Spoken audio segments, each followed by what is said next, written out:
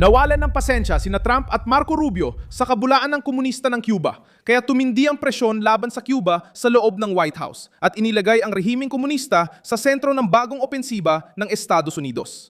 Ang papupulong ng gabinete kahapon ika-27 ng Mayo ay nagbukas ng bagong yugto na ngayong Huwebes ika-28 ng Mayo 2026 ay nagpapakita na tinatrato ng Washington ang krisis sa Cuba bilang pangunahing banta kasunod lamang ng digmaan laban sa diktadurang Iranian. Nagsalita si Rubio sa tabi ni Trump, inatake ang kakulangan ng kakayahan ng mga komunista at itinuro ang GAESA bilang makinang kumokontrol sa ekonomiya ng Cuba. Nilinaw niyang ang isla na madalas mag-brownout, salat sa mga pangunahing pangangailangan, nilalayasan at protektado 70 milya mula Amerika ay hindi na pwedeng baliwalain. Nabisto ang panlilinlang ng komunista, sinisisi ng rehimen ng US pero ang mismo mga pinuno nila ang kumokontrol sa yaman, ang pamilya nila ay namumuhay sa kapitalismo at pinapabayaan ang mga Cuban. Ano ang itinatago ng Cuba? Bakit tumatakas ang mga elite papuntang Miami? Ano pang paghihigpit ang gagawin ni Trump? Ikuwento ko lahat sa'yo. Kung gusto mo ng diretsong content, mag-subscribe ka na dahil araw-araw may ganitong video dito. Ang sinabi ni Rubio sa pagpupulong ng gabinete ang naging sentro ng mensahe. Ayon sa kalihim ng Estado, marami ang problema ng Cuba dahil sa mga komunista na kulang sa kakayahan. Hindi niya ito tinrato bilang hungkag na debateng ideolohikal tungkol sa komunismo. Tinukoy niya ang estruktura ng rehimen at binanggit ang GAESA, isang konglomeradong konektado sa militar ng Cuba bilang pangunahing bahagi ng ekonomiya ng isla. Sa Washington, tingin nila ay hindi napapakinabangan ng karaniwang tao ang yaman dahil hawak ito ng makinaryang kontrolado ng eliteng politikal at militar. Diyan pumapasok sina Trump at Rubio at binabago ang pananaw. Ang krisis sa Cuba ay hindi lang kakulangan sa kuryente, pagkain o gasolina. Sistemang pinapanatili ang kapangyarihan ng nasa itaas habang mamamayan ang nagbabayad. Ayon kay Rubio, nais ng Estados Unidos ng kabutihan para sa mga Cuban. Ngunit ang isang nabigong estado malapit sa baybayin ng Amerika ay nagiging problema sa pambansang seguridad.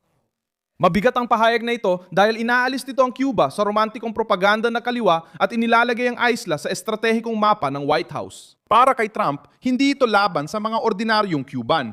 Ang target na pampulitika ay mga lider na gumagamit ng bandila, revolusyonaryong talumpati at paratang laban sa Washington para itago ang sariling pananagutan sa pambansang pagbagsak. Nasa gitna ng presyon ng GAESA dahil ito ang pinansyal na puso ng rehimen.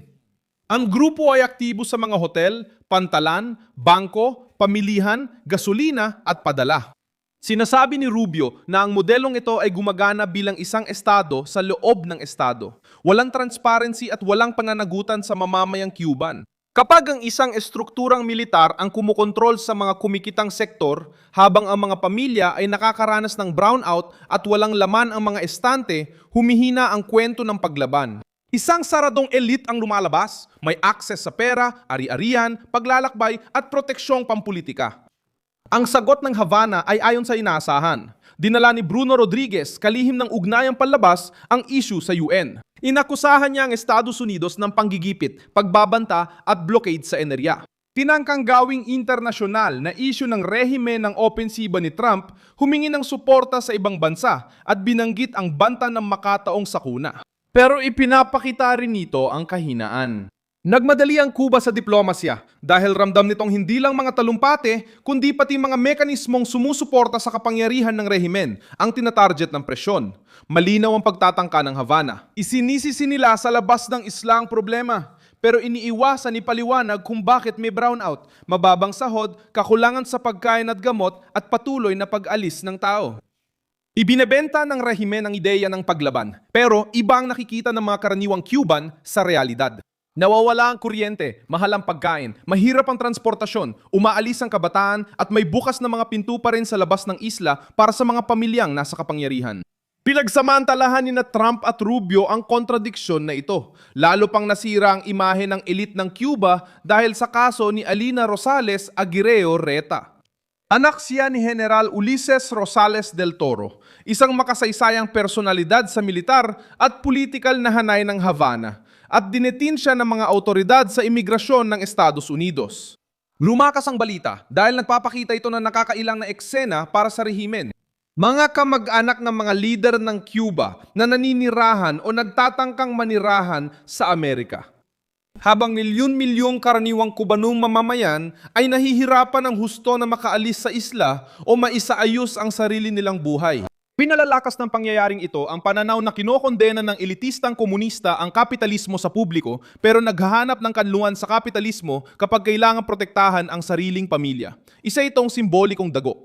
Matagal nang naririnig ng mga Cuban na ang Estados Unidos ay kaaway. Nakikita nila ang mga kamag-anak ng makasaysayang leader sa Timog, Florida na pumapasok gamit ang visa, inaayos ang status sa imigrasyon at namumuhay ng malayo sa pila, brownout at kakulangan na dinaranas ng karamihan. Hindi lang sa isla ang epekto ng pagbagsak ng Cuba, lumalampas ito sa hangganan, nagpapalakas ng illegal na network at nagpapahirap sa ibang bansa sa riyon. Ayon sa mga balita, maraming Cuban sa Mexico ang nasa alanganing katayuan sa imigrasyon, walang legal na katiyakan at hirap kumuha ng pangunahing serbisyo. Ipinakita rin nito ang 18 Cuban na nahuli sa Roraima, Brazil sa isang illegal na rutang may mga sasakyan at mga suspect sa human trafficking. May mga bata at matatanda sa mga migrante. Ipinapakita ng datos ang praktikal na bunga ng kabiguan ng sosyalismo. Kapag winasak ng bansa ang pangunahing kondisyon ng pamumuhay, tumatakas ang mga tao sa anumang paraan. Dumadaan sila sa delikadong ruta, tumatawid sa mahihinang hangganan, nahuhulog sa mga tagapamagitan at sinusubukang makarating sa ligtas na lugar kung saan sila pwedeng magtrabaho, kumain, malayang gumalaw at mamuhay ng walang takot. Ayon sa kaliwa, paglaban ng mga Kubano ito. Pero sa totoo, malawakang paglikas ito. Ang malawakang paglikas ay hindi dahil sa kasaganaan, kundi sa kawalang pag-asa. Ginagawang pampulitikang kasangkapan ni Trump at Rubio ang pressure sa ekonomiya. Pinalawak ng kautosang ehekutibo na nilagdaan ni Trump noong Mayo ang parusa laban sa mga estrukturang konektado sa rehime ng Cuba. Tinatamaan nito ang mga estratehikong sektor at pinapataas ang panganib para sa mga dayuhang kumpanya na tumutulong sumuporta sa mga lugar na kontrolado ng pamunuan. Pagkatapos nito, tinutukan ng Administrasyong Amerikano ang mga pangalan, entidad at sanggay ng ekonomiya na konektado sa militar.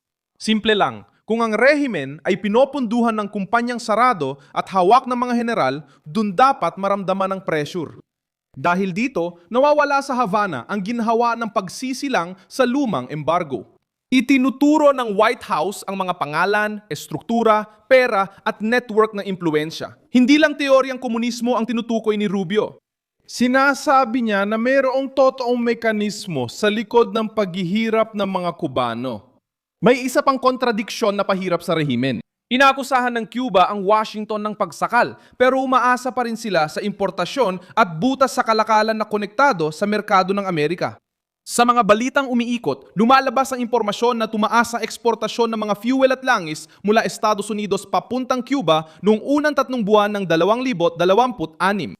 Malaking ironya ang ipinapakita nito. Inaatake ng Havana ang Estados Unidos sa mga talumpate pero kailangan din nila ng mga mapagkuunan mula sa US na kanilang sinisiraan para maibsan ang krisis sa enerhiya. Ipinakita ng gabinete na nais ni Trump na ang White House pa rin ang may kontrol sa usapin ng Cuba. Si Rubio ang mukha ng pressure nito dahil alam niya ang bigat ng mga Cubanong nasa eksilyo. Direkta siyang nakikipag-usap sa komunidad sa Florida at alam ang simbolikong lakas ng paglaban sa diktadura na matagal nang tinuturing ng kaliwa bilang romantikong proyekto. Ngayon, nag-iba na ang usapan. Itinuturing ang Cuba na bigong rehimen, pinamumunuan ng inutil na elite, umaasa sa militar at di kayang ibigay ang dignidad sa mamamayan nito. Tumutugo ng Havana sa pamamagitan ng banta, panawagang internasyonal at mga talumpati ukol sa soberanya. Hindi nararamdaman ng mga Cubanong ilang oras walang kuryente, pati ng pamilyang umaasa sa padala, ang soberanya na binabanggit ng rehimen. Hindi rin ito nararamdaman ng kabataang desperadong tumatawid ng hangganan o ng manggagawang nakikitang marangya ang mga hotel na kaugnay sa mga estruktura ng Estado habang namumuhay sa kakulangan ang kanyang sambahayan. Iyan ang farsa na inilatad ni Trump at Rubio. Ako si Milson Alves, isang internasyonalista at ang layunin ko ay panatilihin kang maalam sa katotohanan araw-araw. Ang mga link ng balita ay nasa description ng video. I-like mo ang video na ito, mag-subscribe ka sa channel at sa huli, silipin mo ang mga komento para mas maging aktibo ka pa sa komunidad ni Milson Alves.